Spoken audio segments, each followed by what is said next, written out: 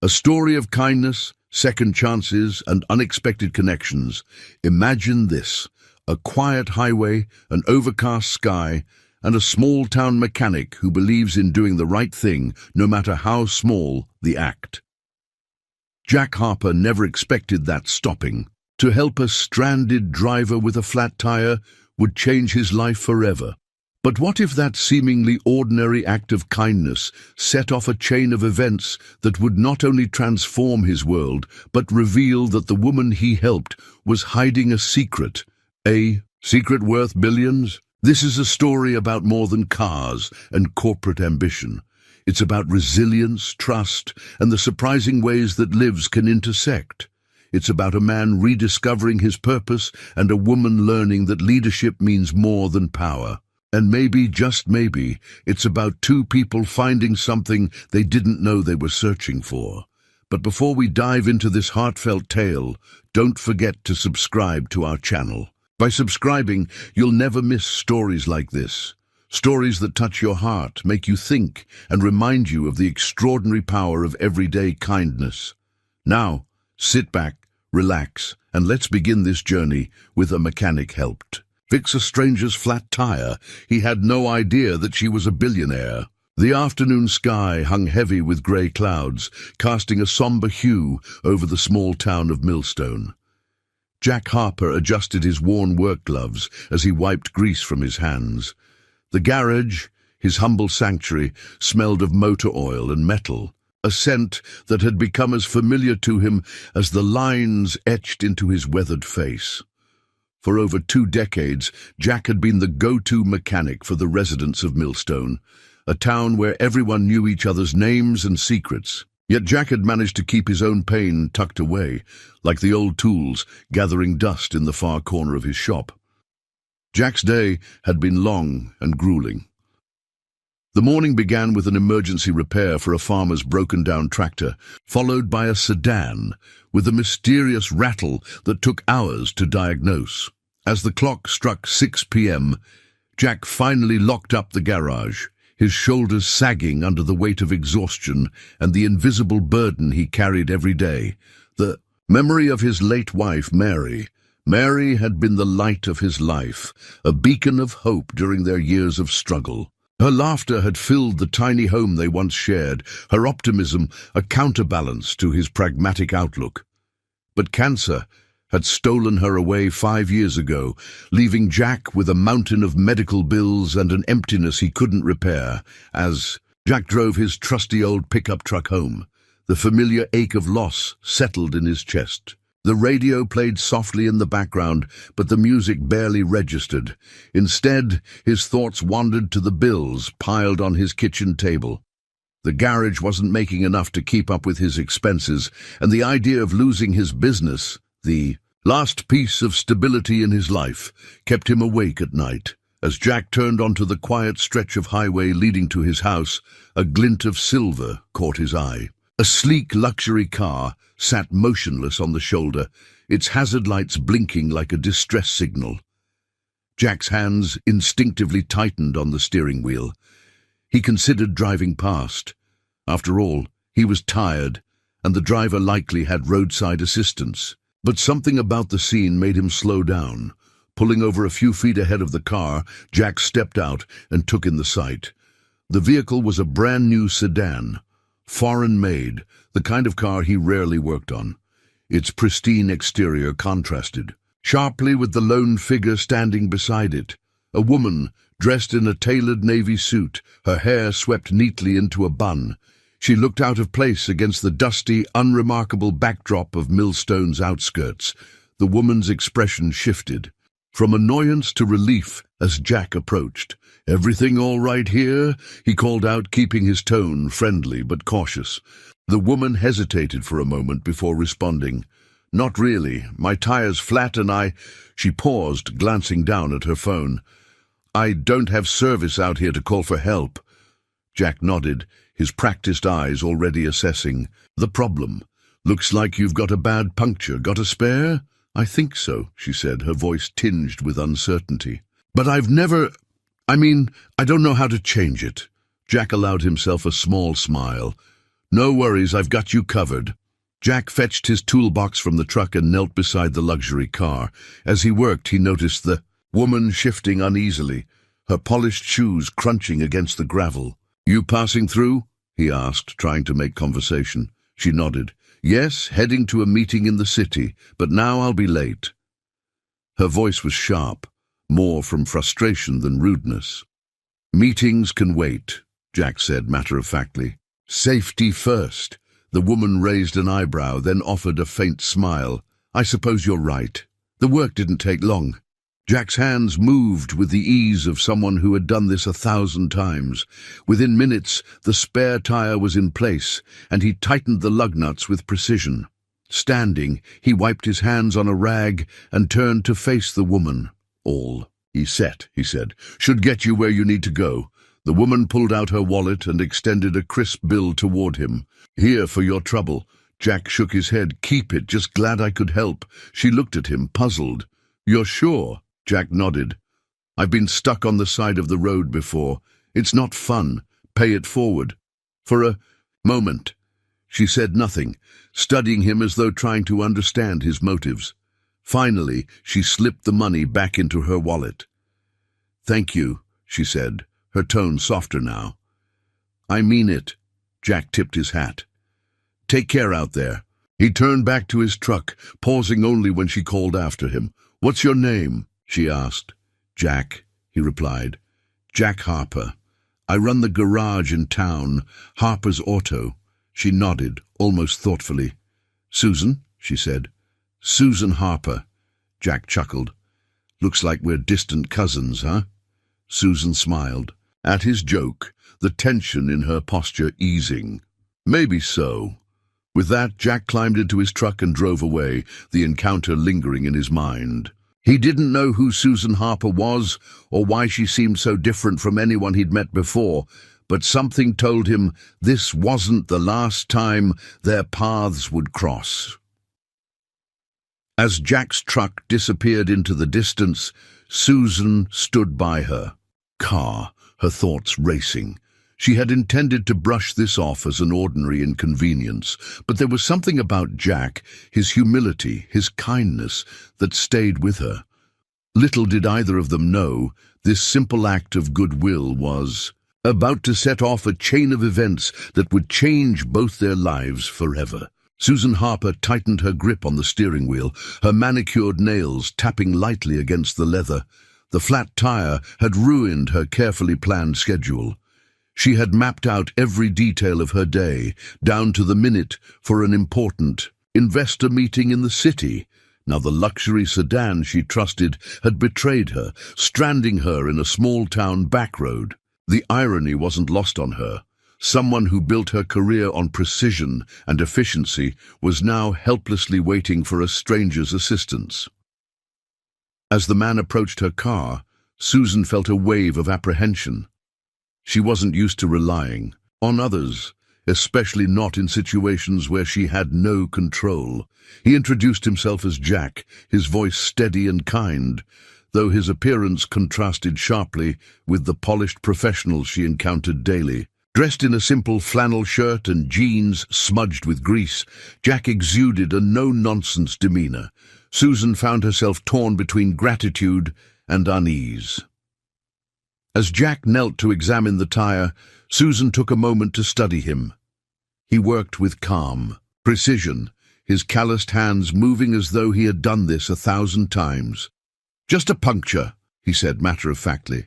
Your spares in the trunk? Susan hesitated, feeling slightly embarrassed. I think so.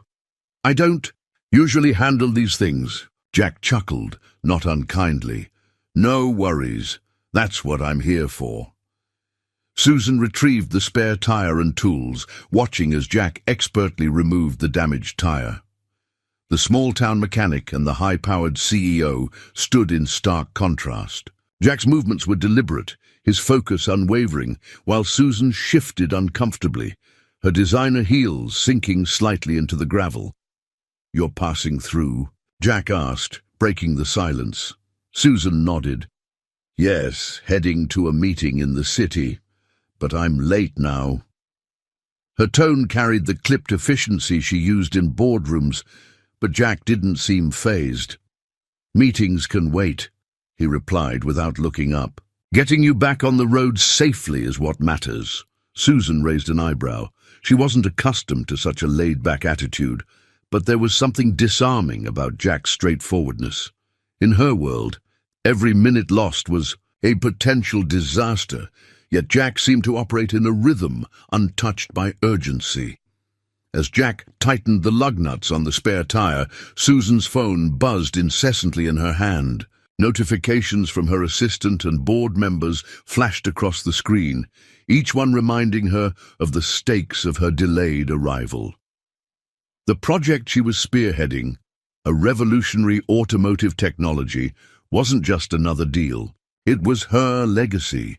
Investors were growing impatient, and the board had already expressed doubts about her ability to deliver on time. Susan's chest tightened as she glanced at the texts. The stakes were too high for mistakes. Losing this deal would mean more than professional failure. It would confirm every whispered doubt about her leadership, every prejudgment about her being too young or inexperienced to handle the pressure. Jack noticed her tense expression. "Everything okay?" he asked, standing up and wiping his hands on a rag. Susan forced a smile.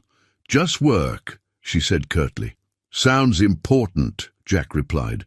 "But you can't solve problems if you're stuck on the side of the road." His words were simple, but they struck a chord. Susan had built her career on solving problems, yet here she was, utterly reliant on a stranger's kindness. When Jack finished, he stood back and surveyed his work. "That should hold up fine until you can get it properly replaced." Susan retrieved her wallet, pulling out a crisp bill. "Here," she said, extending it toward him. "Thank you for your time," Jack shook his head. "No need for that. I'm just glad I could help." The gesture caught her off guard. In Susan's world, nothing came for free. Every action had a price, every favor an expectation. "You're sure?" she asked, lowering the bill slightly. Jack smiled, his face lined with years of hard work and quiet humility. "I've been stuck on the side of the road before. It's no fun. Just pay it forward when you get the chance." The sincerity in his voice was undeniable. For a moment, Susan felt something unfamiliar, a sense of connection, however fleeting, with someone who expected nothing from her.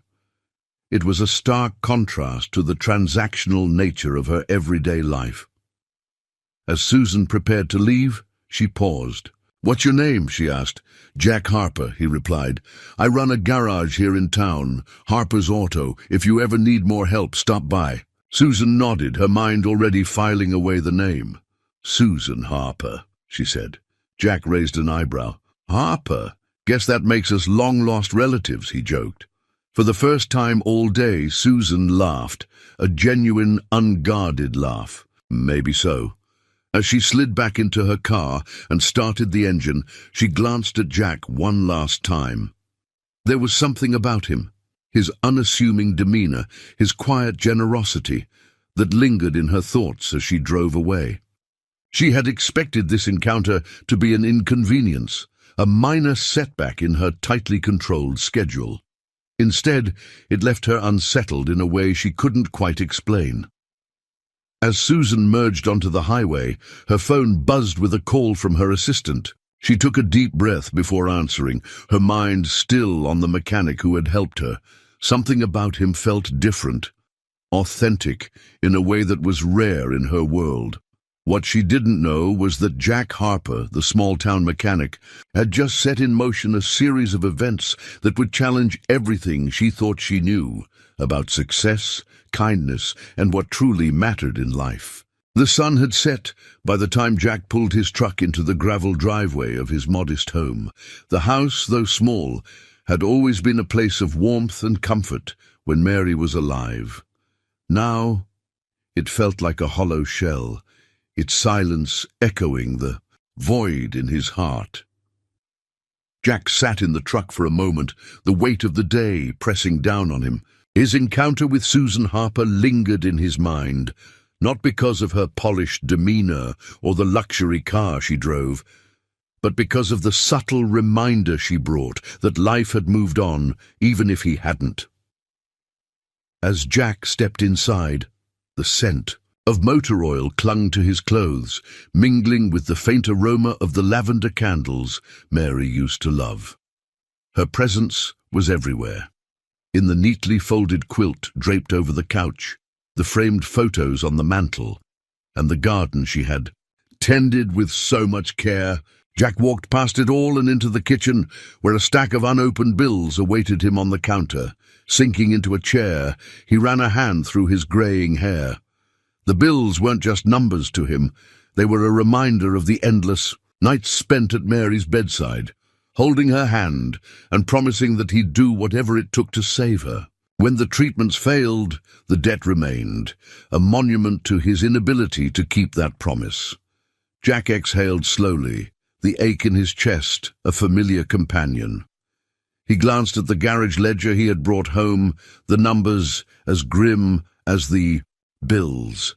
Business had slowed over the years, with newer, bigger repair shops pulling customers away. His garage, Harper's Auto, was barely surviving, much like him. The thought of closing the garage had crossed Jack's mind more than once, but he couldn't bring himself to let go. The shop was more than a business. It was the life he and Mary had built together. It was where they had spent countless evenings, her laughter filling the air as she teased him about his stubborn perfectionism. Losing the garage would feel like losing another piece of her. Jack's thoughts drifted to Susan, the woman he had helped earlier. He hadn't thought much of it at the time. It was just a flat tire. But there was something about her.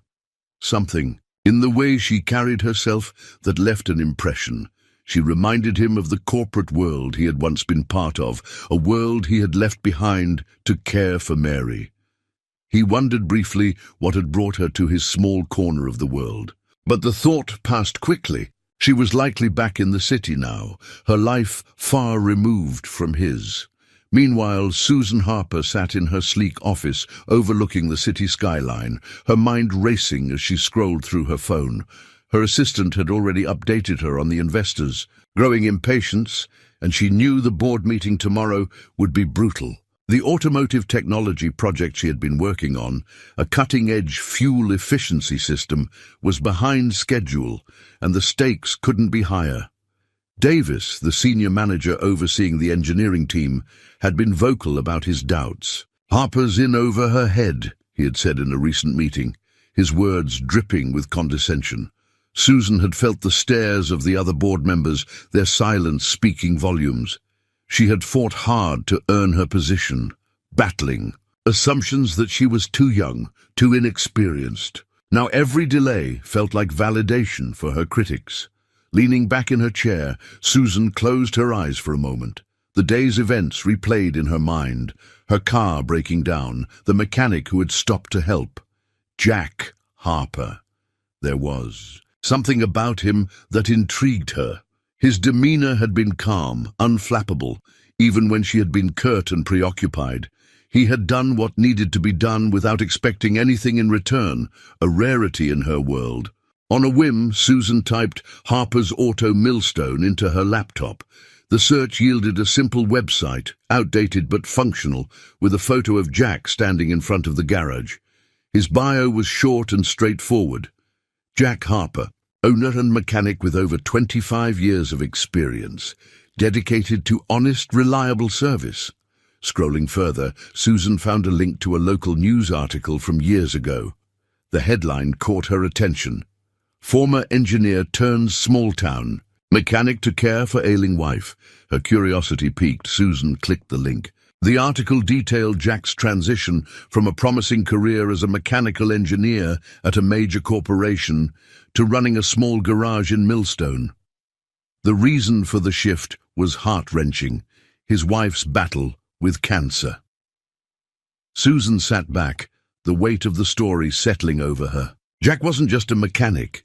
He was someone who had made immense sacrifices, someone who understood what it meant to prioritize what truly mattered. For a moment, She felt a pang of guilt for her initial assumptions about him. She had seen only the surface, but now she realized there was so much more. As the city lights twinkled outside her window, Susan stared at Jack's photo on her screen. An idea began to form in her mind, one that both excited and unsettled her. What if this small-town mechanic, with his wealth of experience and unshakable integrity, could be the answer to the challenges she faced in her project? Susan's lips curved into a faint smile. "Jack Harper," she murmured, "I think we're going to meet again." The morning sun filtered through the windows of Harper's auto, casting warm light over the array of tools and spare parts that filled the small garage. Jack was bent over the hood of a rusted pickup truck, his hands steady as he tightened a loose bolt. The rhythmic sound of a wrench turning was interrupted by the low rumble of an approaching car. He straightened, wiping his hands on a rag, and stepped out of the garage to see what looked like a convoy pulling into his driveway. 3 cars, sleek and polished, came to a halt in the gravel lot. The lead vehicle was the same luxury sedan Jack had helped just days ago. As the doors opened, well-dressed professionals stepped out, their crisp suits and polished shoes a stark contrast to Jack's grease-stained coveralls. At the center of it all was Susan Harper, her sharp navy blazer and confident stride exuding authority. Jack's brows furrowed as he walked toward them, his boots crunching on the gravel. "Susan," he greeted, the surprise evident in his voice. "What brings you back here?" Susan's lips curved into a polite smile. "Good morning, Jack. I hope I'm not interrupting." Jack glanced at the small crowd behind her. "Depends on what all this is about."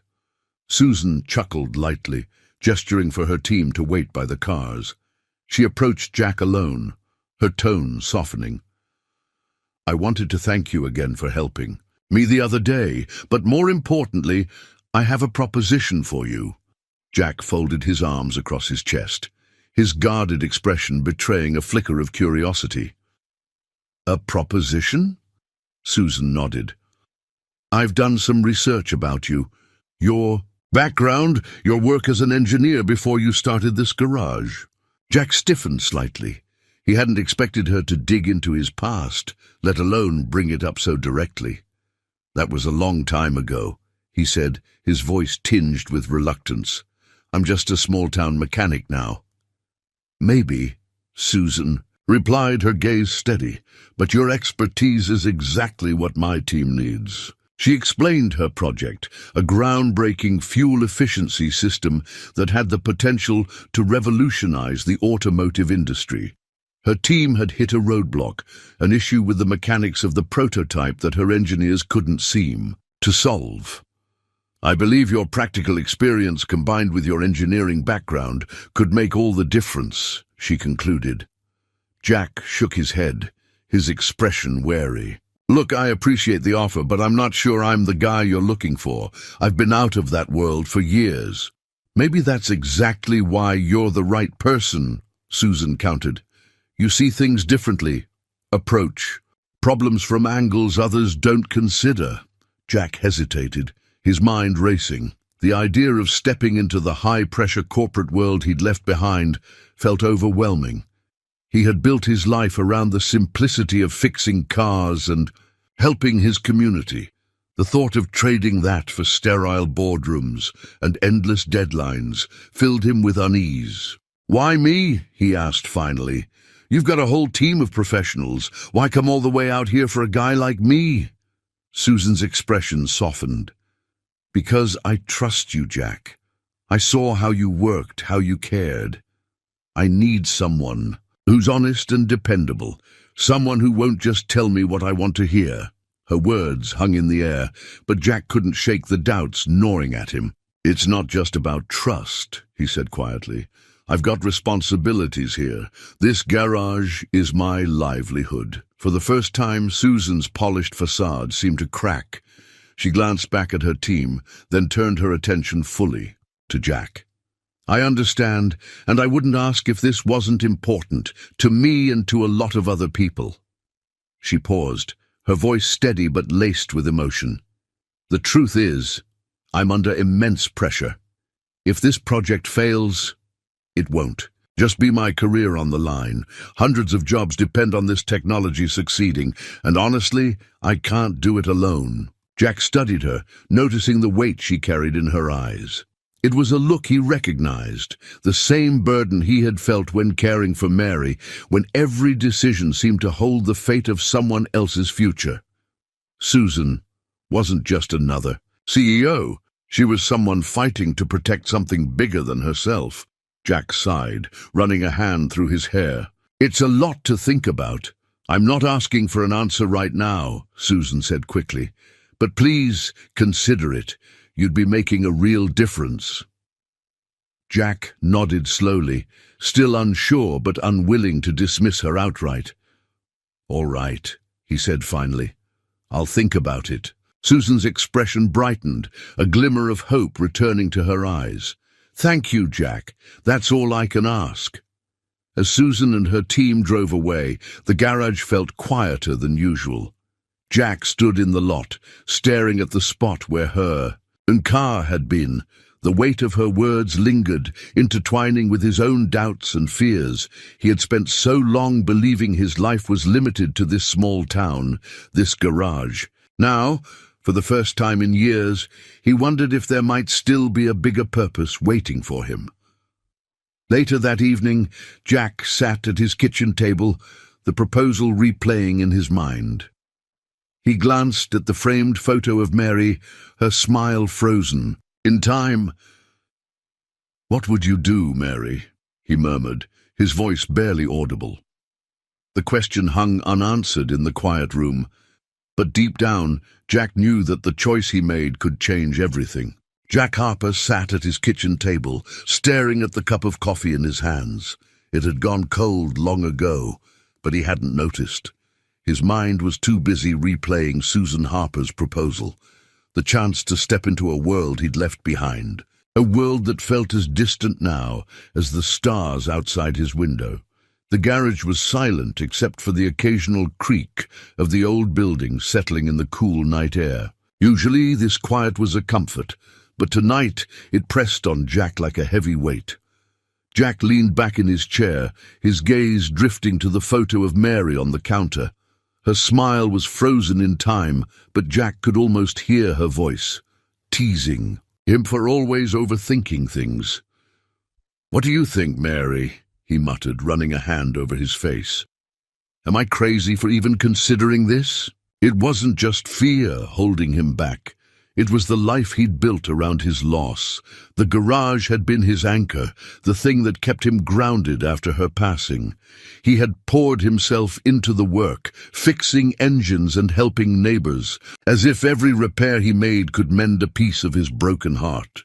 But Susan's words had stirred something in him, something he thought he'd buried, the idea that he could still do more, that his life could have meaning beyond this small town. Yet doubt lingered. Jack hadn't worked in a high-stakes environment. In over a decade, the idea of stepping into Susan's corporate world, where every mistake could cost millions, was enough to make his stomach churn. What if he failed? What if he wasn't the man she thought he was? Across the city, Susan Harper sat at her desk, surrounded by files and blueprints. The board meeting that morning had been brutal. Davis, as usual, had been the loudest critic. "Harper's gamble is going to sink this company," he had said, his voice dripping with disdain. The other members had nodded along, their skepticism palpable. Susan had stood her ground, but the pressure was wearing her down. The project wasn't just about proving herself. It was about securing the future of the company and the livelihoods of hundreds of employees. She had bet everything on this, and now she was asking a small-town mechanic to help her win. She glanced at the photo on her desk, a picture of her parents standing in front of the family's first car, a beat-up sedan they'd worked tirelessly to afford. It was that car and the sacrifices it represented that had inspired her to pursue a career in the automotive industry. She had promised herself she'd honor their legacy by building something that mattered. But tonight, the weight of that promise felt heavier than ever. The next day, Jack found himself in the local diner, nursing a cup of coffee as he waited for his breakfast. His old friend and former co-worker Tom slid into the seat across from him. Tom had been one of the few people who knew Jack before. Millstone, back when he was a promising engineer with a future as bright as the cars he helped design. "You look like you've got something on your mind," Tom said, eyeing Jack over the rim of his mug. Jack hesitated before sharing the story of Susan's visit. Tom listened intently, nodding as Jack described the opportunity and his reservations. "So, what's stopping you?" Tom asked when Jack finished. Jack sighed. "It's not that simple, Tom. What if I'm not cut out for that world anymore? What if I let her down?" Tom leaned forward, his expression serious. "Jack, you're the smartest guy I know. You've spent years solving problems no one else could figure out. And let's face it, you've been coasting here. Maybe it's time to see what you're really capable of again." Jack stared into his coffee, Tom's words sinking in. He hated to admit it, but his friend was right. The garage had become a safe harbor, but maybe it was time to sail into deeper waters. That evening, Jack stood in his garage, the familiar smell of oil and grease filling the air. He ran his hand over the hood of an old car, one of the first he had ever fixed in Millstone. This place had been his sanctuary, but now it felt like a cage. The world Susan was offering scared him, but the idea of staying here, watching life pass him by, scared him more. He pulled out the business card. Susan had left, staring at the number printed in neat black letters. Taking a deep breath, he picked up his phone and dialed. Susan answered on the second ring. "Jack," she said, her voice both surprised and hopeful. "I wasn't sure I'd hear from you." Jack hesitated, the words catching in his throat. "I've been thinking about your offer," he began, "and I think I'm willing to give it a shot. But I have one condition." "Of course," Susan said quickly. "What is it?" "I can't abandon this garage," Jack said firmly. "It's part of who I am. If I'm going to help you, I need to know I can still be here for my community." There was a pause on the other end of the line before Susan replied, "I understand. We'll work something out." As Jack hung up, a mix of relief and apprehension washed over him. He had taken the first step, but the journey ahead was uncharted territory. For the first time in years, Jack felt a spark of excitement, an unfamiliar but welcome sensation. Whatever came next, he knew it would test him in ways he hadn't faced in a long time. Meanwhile, in her office, Susan stared at the phone in her hand, a small smile playing on her lips. Jack Harper was in, and she had a feeling his involvement was about to change everything. The gleaming glass doors of Harper Automotive headquarters loomed in front of Jack Harper like a portal to another world. The modern skyscraper was a stark contrast to the humble garage he called home, and as he stepped inside, the polished marble, floors and hum of activity instantly overwhelmed him. Suited professionals moved with purpose, their conversations peppered with technical jargon and business lingo that felt foreign to Jack. Jack adjusted the collar of his borrowed jacket, a piece of advice from Susan to dress the part. He felt out of place, a mechanic in a sea of polished executives, but Susan's words echoed in his mind. "I trust you."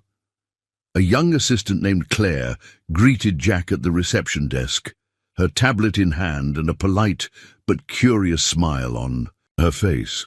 "Mr. Harper, welcome. Ms. Harper asked me to show you to the lab." Jack nodded, following Claire down a long corridor lined with sleek offices and minimalist artwork. The further they went, the more Jack's apprehension grew. His hands brushed against his jacket pockets, searching for the comfort of his usual tools, But instead, he found only the faint reminder that he was out of his element.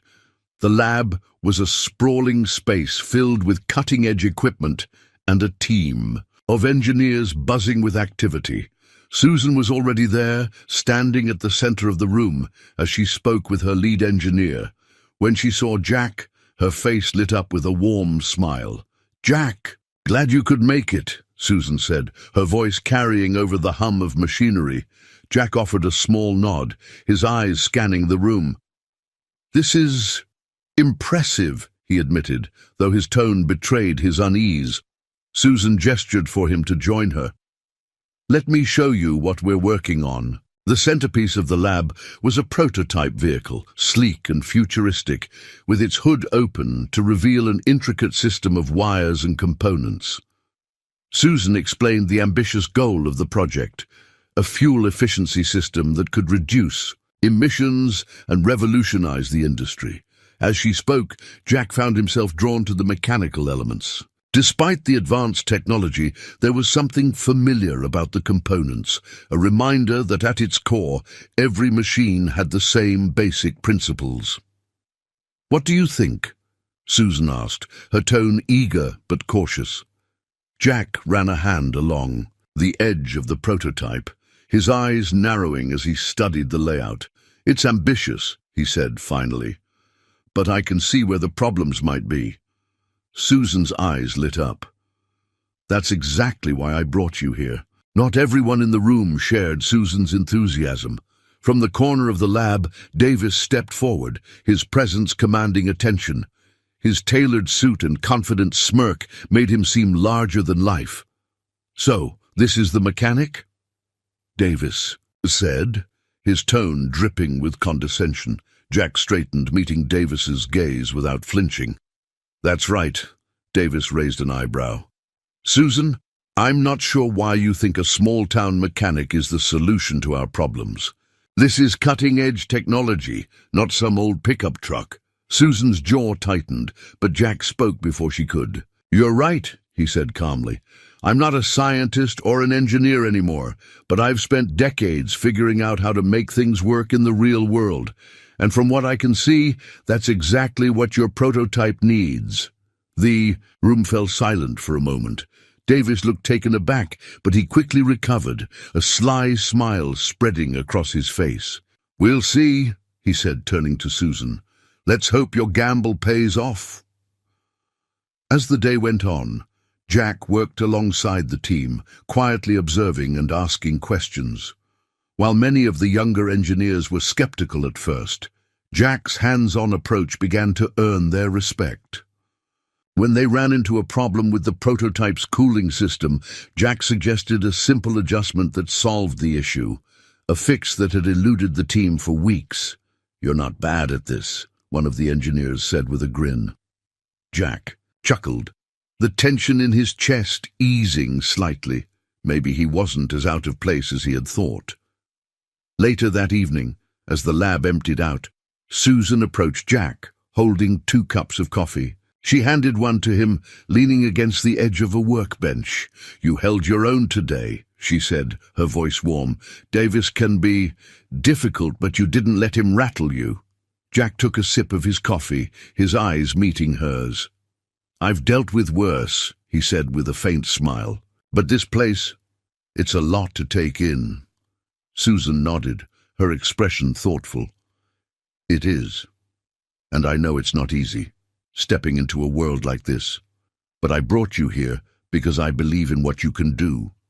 Don't let people like Davis make you doubt that."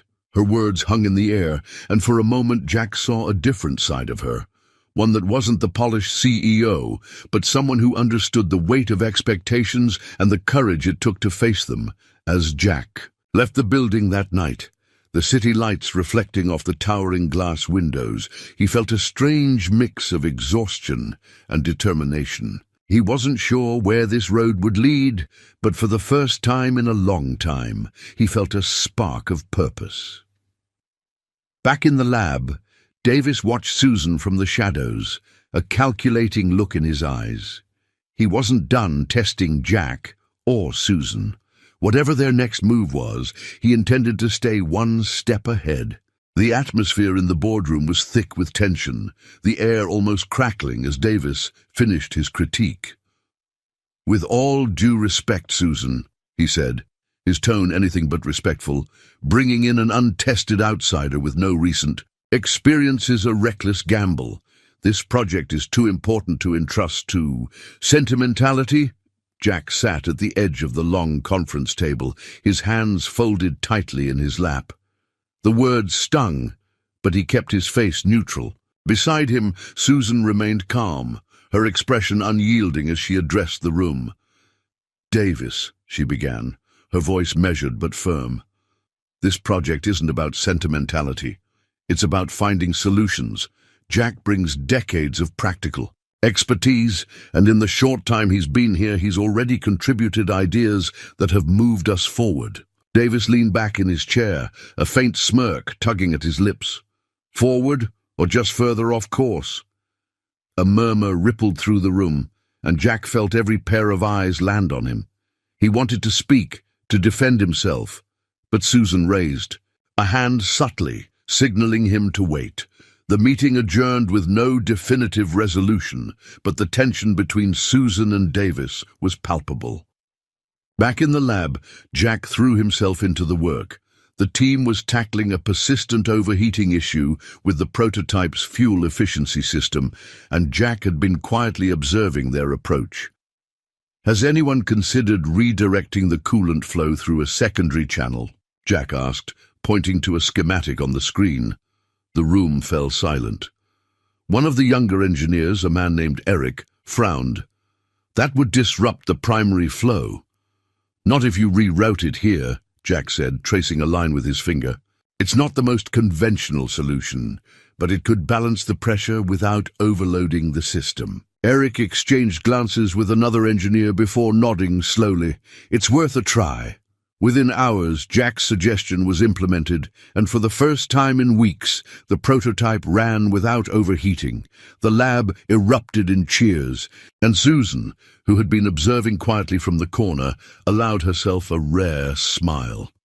"Good work, Jack," she said, as the team celebrated. Later that evening, Susan and Jack found themselves alone in the lab. She handed him a bottle of water, her expression thoughtful. "I wanted to thank you," she said, "not just for today, but for sticking with this." Jack shrugged, taking a sip. "It's what I do. Fix things." Susan chuckled, but the humor didn't quite reach her eyes. "I wish it were that simple." Jack tilted his head, sensing there was more to her words. "Something on your mind?" Susan hesitated before sitting on a nearby stool, her shoulders slumping slightly. "Davis and we used to be allies. When I first joined the company, he mentored me. I thought we were working toward the same goals, but as I moved up, things changed. He wanted control, and when he realized I wasn't going to be a puppet for him, he turned on me." Jack leaned against the workbench, his arms crossed. "So now it's personal." "For him, yes," Susan said, her voice soft. "For me, it's about proving that I deserve to be here, that I can lead without compromising my integrity." Jack nodded, his respect for Susan deepening. She wasn't just fighting for her project, she was fighting for her place in a world that had tried to sideline her. Across the building, Davis sat in his office, his jaw tight as he reviewed the latest test results. Jack's solution had worked, and the team's morale had shifted. It wasn't just about the project anymore, it was about loyalty. Susan was gaining ground, and Davis could feel the balance of power slipping. He leaned back in his chair, his mind racing. If Jack and Susan thought today was a victory, they were mistaken. Davis wasn't finished. He began drafting an email, his fingers flying over the keyboard as he formulated his next move. This wasn't just about the prototype, it was about control, and Davis had no intention of losing. As the night wore on, Jack and Susan continued to work in the lab, the hum of machinery their only companion. For the first time, the conversation between them drifted beyond the project. Susan shared stories of her parents and the car that had inspired her career. Jack opened up about his life with Mary, the garage, and the sense of purpose he had lost after her passing. "I guess I just never thought I'd be doing something like this again," Jack admitted, his voice tinged with a mix of awe and uncertainty. Susan smiled. "You're good at it, Jack, better than most people I've worked with." Her words carried a sincerity that caught him off guard. For a moment, their eyes met, and something unspoken passed between them, an acknowledgement of shared struggles, mutual respect, and the beginnings of a connection neither had expected. As Jack left the building that night, the city lights casting long shadows across the parking lot, he couldn't shake the feeling that the stakes were higher than he'd realized. Susan wasn't just fighting for her project, she was fighting for her future, and now so was he. In his office, Davis hit send on his email, a satisfied smile on his face. The message was subtle but calculated, designed to plant doubt in the minds of the board about Susan's leadership and Jack's involvement. The game was far from over. The tension in the air was palpable as the team gathered in the main testing room for the prototype's first live trial before the board of directors. The room was buzzing with anticipation, the culmination of months of work boiling down to this moment. Jack stood near the back, his hands folded tightly in front of him, his mind replaying every adjustment and calculation they had made over the last few weeks. Susan stood at the head of the room, exuding confidence despite the stakes. Her gaze swept across the room, landing briefly on Jack. She gave him a small nod, a silent reassurance that they were in this together. "Let's begin," she said, her voice calm but firm. The test started smoothly. The prototype's engine purred to life, the fuel efficiency system humming as expected. For a moment, there was a glimmer of hope. The board members leaned forward in their seats, nodding in approval. But then, without warning, a loud metallic clunk echoed through the room. The engine sputtered, and the system's dashboard lit up with error messages. Panic rippled through the team. Jack moved quickly to the control panel, his fingers flying across the interface. "It's overheating," he muttered, his voice tight with urgency. He ran diagnostics, but the problem only worsened. Within minutes, the system shut down entirely, leaving the room in an uncomfortable silence. Davis, who had been standing near the board members, took a step forward. "It seems we've encountered a critical failure," he said smoothly. His tone was measured, but the satisfaction in his eyes was unmistakable. "This is precisely the risk of relying on unconventional methods." Jack clenched his fists, his mind racing. He had checked every component, every connection. Something about this didn't add up. As the board members murmured amongst themselves, Susan stepped forward. "We'll investigate the issue and resolve it immediately," she said, her voice steady despite the mounting pressure. One of the directors, a sharp-eyed woman named Miss Carter, folded her arms. "This is a significant setback, Ms. Harper. Your timeline is already tight, and now this. I hope you understand the gravity of this situation." Susan nodded. "I do, and I assure you, we'll address this promptly." Jack remained silent. As the meeting concluded, the sting of Davis's thinly veiled accusation still fresh in his mind. As the room cleared, he approached Susan. "I need to go over the system again," he said. "Something isn't right." Susan placed a hand on his shoulder. "Take your time, Jack. We'll figure this out." Back in the lab, Jack tore into the prototype with methodical precision. Hours passed as he examined every inch of the system, his frustration growing with each dead end. Finally, he found it, a small, deliberate alteration in the coolant system. It was subtle, almost imperceptible, but it was enough to cause the catastrophic failure they had witnessed. Jack's jaw tightened as he traced the modification back to its source. There was no doubt in his mind, this was sabotage. "Susan," he called, his voice echoing through the empty lab. She appeared moments later, her expression a mix of concern and determination. "What is it?" she asked. Jack pointed to the altered component. "This wasn't a mistake. Someone did this on purpose." Susan's face hardened. "Davis." Jack nodded. "It has to be. He's been waiting for a chance to undermine us." Susan stared at the component, her mind racing. "We need to confront him," she said. "Not yet," Jack replied. "If we go to the board now, it'll look like we're deflecting blame. We need proof, something undeniable." Susan hesitated, then nodded. "You're right. But how do we get it?" Jack thought for a moment. "Davis is smart, but arrogance is his weakness. He won't cover his tracks as well as he thinks. Let me handle this." The following day, Jack worked quietly in the lab, combing through the system logs. His persistence paid off when he found what he was looking for, a time-stamped access log showing unauthorized adjustments made by Davis the night before the trial. Armed with the evidence, Jack and Susan approached Davis in his office. Susan held the access log in her hand, her expression steely. "Care to explain this?" she asked, dropping the papers onto his desk. Davis glanced at the documents, his smirk faltering for a brief moment before he recovered. "I don't know what you're talking about," he said smoothly. "Anyone could have accessed the system, but not everyone has your clearance level," Jack said, his voice calm but firm. "You sabotaged the prototype." Davis leaned back in his chair, crossing his arms. "Even if I did, do you really think the board will believe you over me? This isn't just about the project, Susan. It's about your judgment, your leadership. You're in over your head." Susan stepped closer, her voice low but sharp.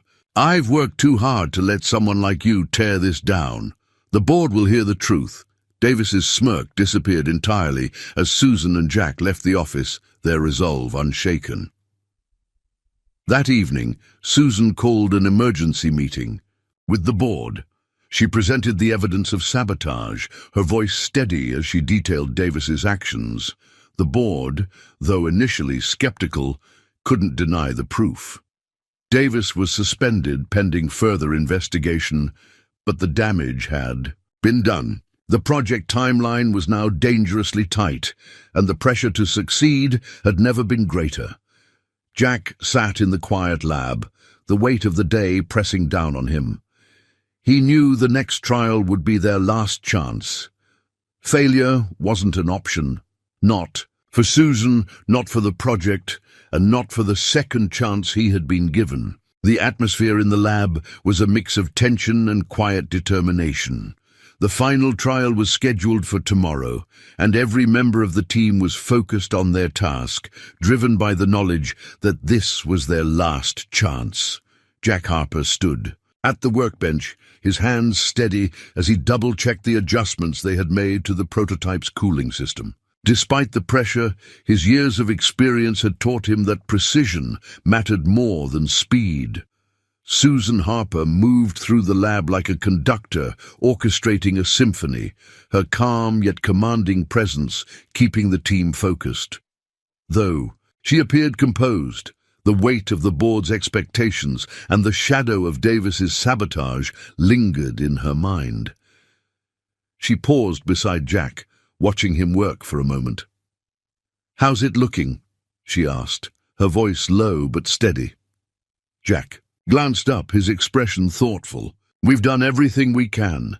Now it's up to this machine to hold up its end of the bargain." Susan nodded, sensing his underlying doubt. "Jack, you've brought us this far. I trust you." Her words lingered in the air as she walked away, leaving Jack to wonder if he could live up to the trust she had placed in him.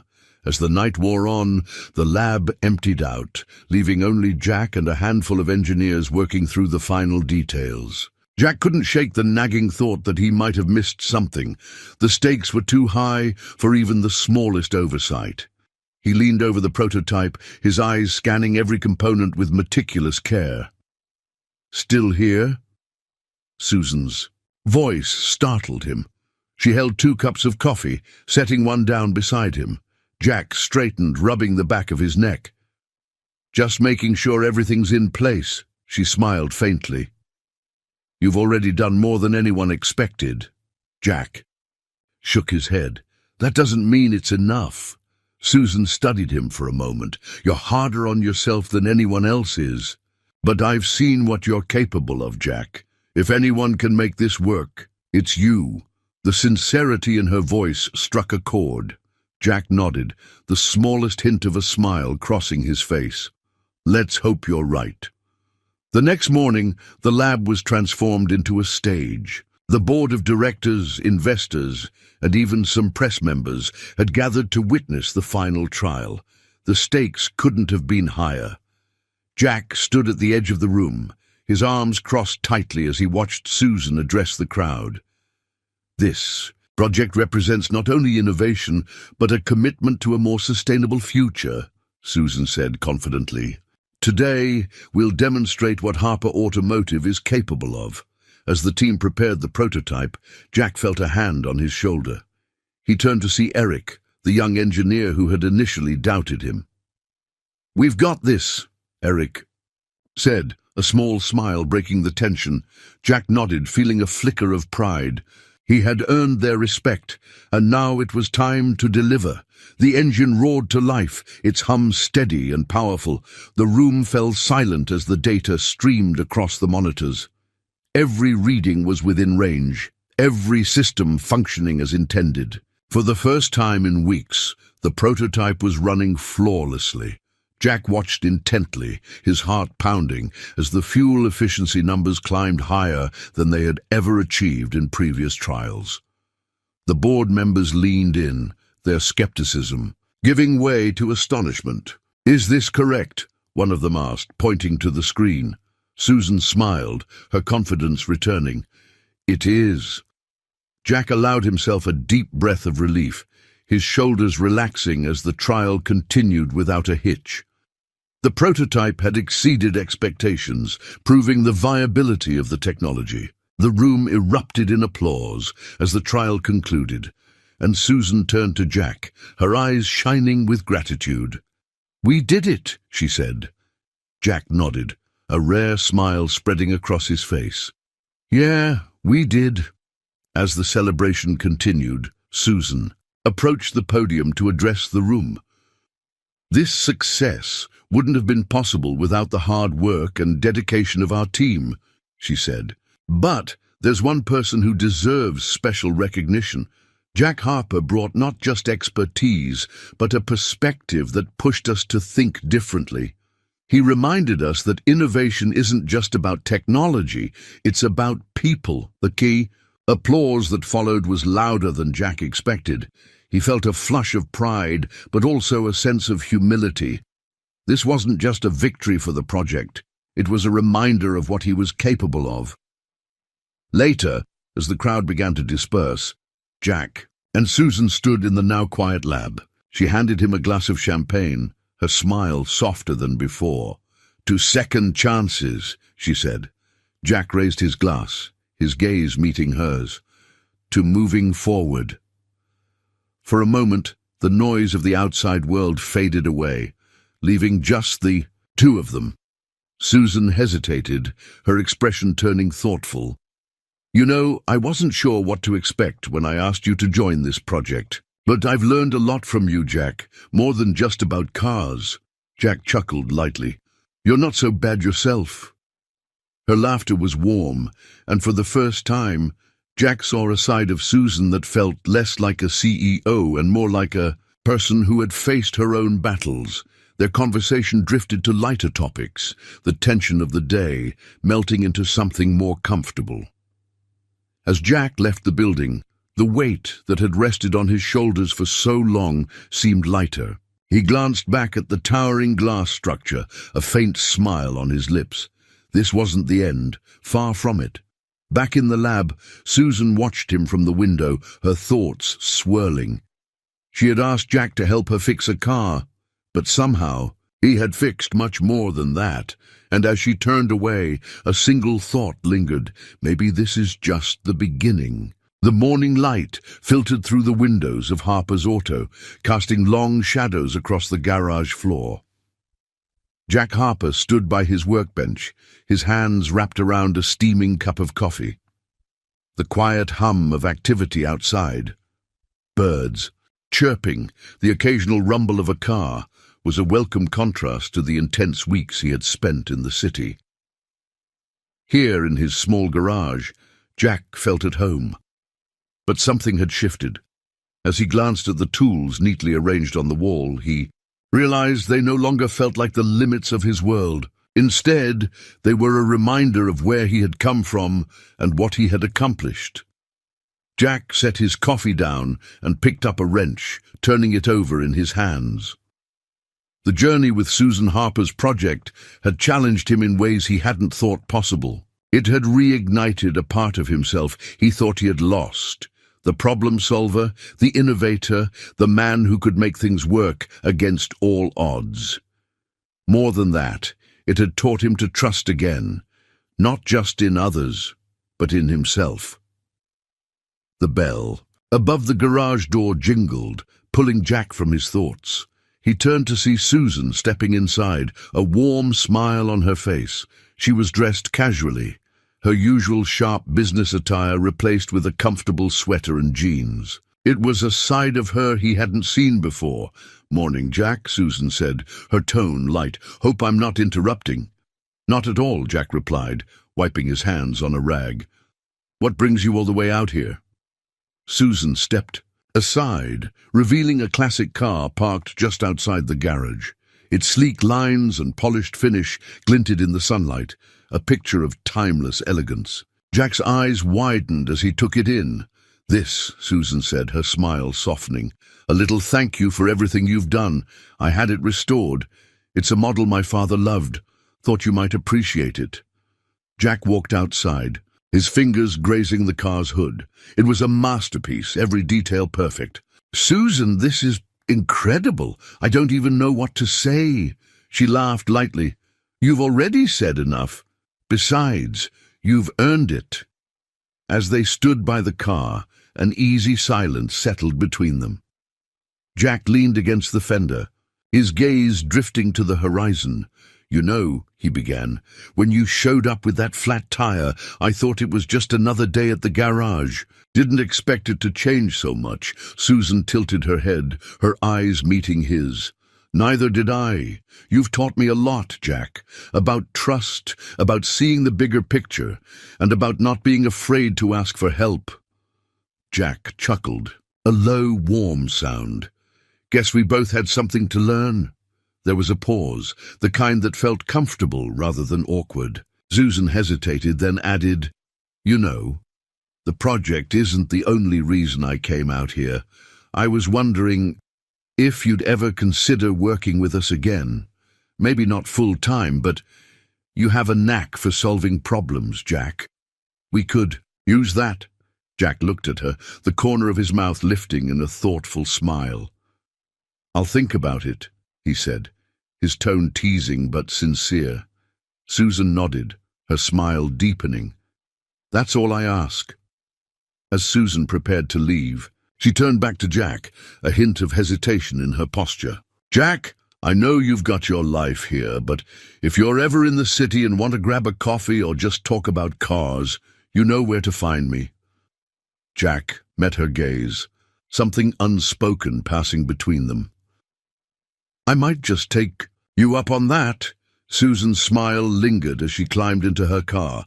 The engine purred to life, and with a final wave, she drove away, disappearing down the road. Jack watched her go, the sound of the engine fading into the quiet of the morning. Jack turned back to his garage, his hands slipping into his pockets. The day was just beginning, and already a few cars were pulling into the lot. A young couple stepped out of an older sedan, waving as they approached. "Mr. Harper," we heard. "You're the best in town," the man said, his tone earnest. Jack smiled, nodding toward the garage. "Let's take a look." As he walked toward the car, the restored classic Susan had brought him gleamed in the sunlight, a reminder of how far he had come and the possibilities still ahead. Jack glanced at it one last time before stepping. Inside, a quiet sense of contentment settling over him. The past no longer felt like a weight. Instead, it was a foundation, one that allowed him to move forward with confidence. And as the garage buzzed with new life, Jack couldn't help but wonder what the future might hold, not just for his work, but for the unexpected connection that had begun to take shape. The story ends with Jack standing in the doorway of his garage, watching the world go by. His smile is soft but resolute, a man at peace with where he is and open to whatever comes next. And that's the end of our heartfelt journey with a mechanic helped fix a stranger's flat tire. He had no idea that she was a billionaire. What did you think about Jack's incredible transformation and his unexpected connection with Susan? Do you believe small acts of kindness can truly change lives in such profound ways? Let us know your thoughts in the comments below. We'd love to hear from you. And while you're at it, tell us, where are you watching this video from? We're excited to know where our stories are reaching and connecting people all over the world. If you enjoyed this story, don't forget to like this video and share it with your friends and family, because everyone deserves a little inspiration in their day. And of course, if you haven't already, make sure to subscribe to our channel and click the notification bell so you'll never miss another powerful story like this one. We're here to bring you tales that inspire, move, and remind you of the beauty in the simplest acts. Thank you so much for watching and staying with us until the very end.